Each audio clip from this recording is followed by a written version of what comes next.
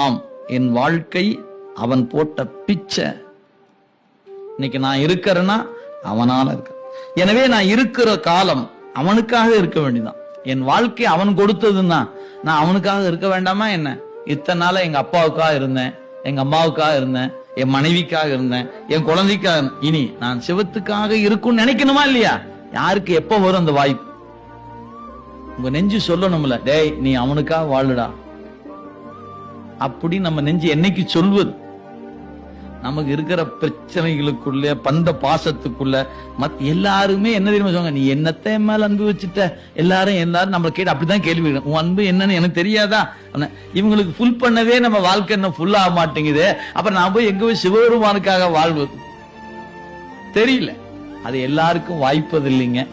நால்வருக்கு வாய்த்து இருக்கிறது, சந்தான குறவர்களுக்கு வாய்த்து இருக்கிறது, நாயன்மார்களுக்கு வாய்த்து இருக்கிறது.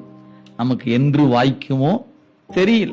வாய்க்கும் என்கிற காதலோடு, வாய்க்கும் என்ற பேராசையோடு நம்ம நிக்கிறோம், அவ்வளவுதான்.